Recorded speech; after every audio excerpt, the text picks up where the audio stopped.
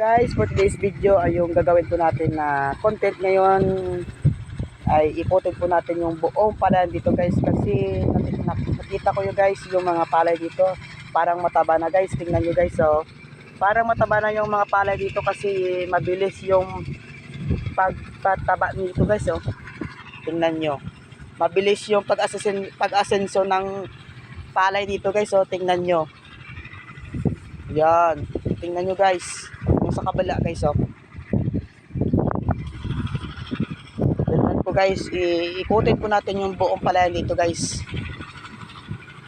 Yan, dito pala yun guys, kasi